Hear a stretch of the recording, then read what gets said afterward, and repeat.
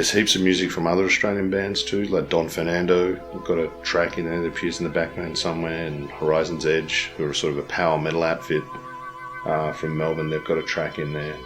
The Transistors, who are sort of a more an old school retro punk kind of outfit, they've got a track in there. And Kid Crusher has got a track in there. Juggalo, and Kid Crusher in fact wrote the actual score for the movie as well. So all that highly industrial, dubstep, mash, heavy metal soundtrack that we've got all came from Kid Crusher, it's the second time he's scored a film for me, and I love the work he does. And Kid Crusher has a small cameo in the film. He's one of the trials. And I find you guilty. Guilty! Guilty! Guilty! We recognize no law. Yeah, it was really an open book, to be honest. He's just like, he wants something sci-fi, sort of old school kind of sounding, but then I'm still new to scoring films, so it was really, even today I'm still struggling to do it, but it's something I have fun doing.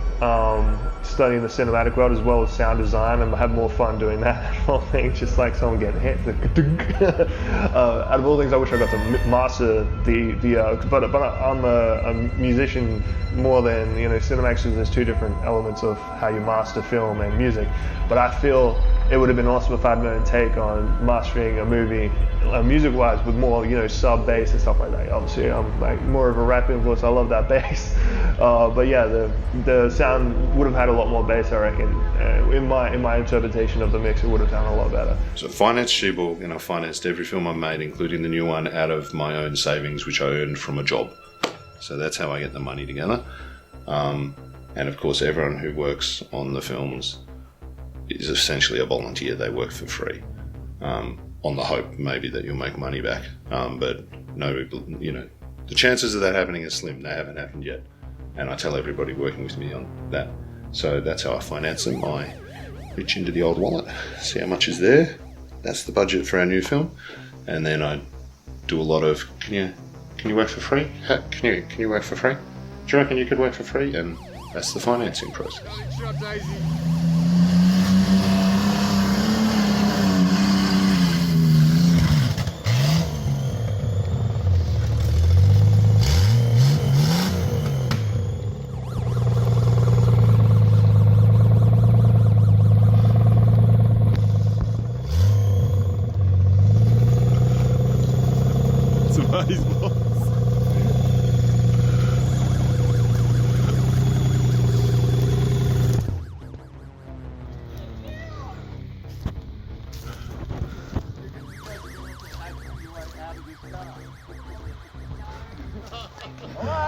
That's pretty hilarious. How the fuck do I get it down?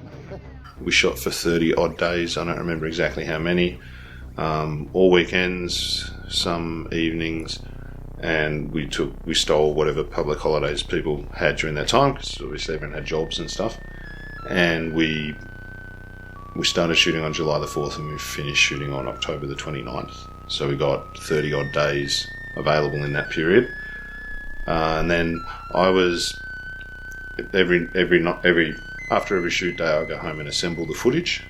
Just not even a rough edit, just an assembly of what we shot. So because we're going back to the same location a lot, so it's like, well, if we forgot something, I'll know.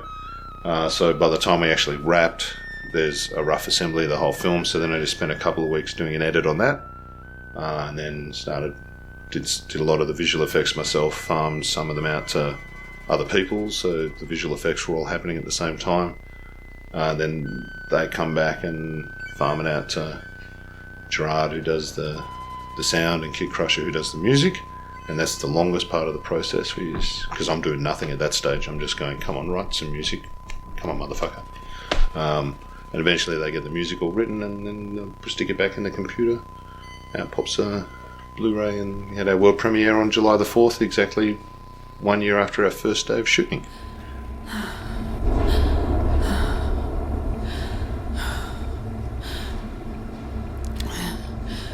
Endo-apocalypso.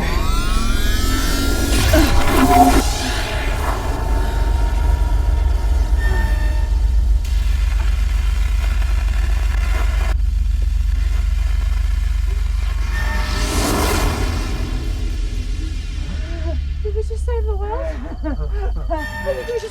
Woo!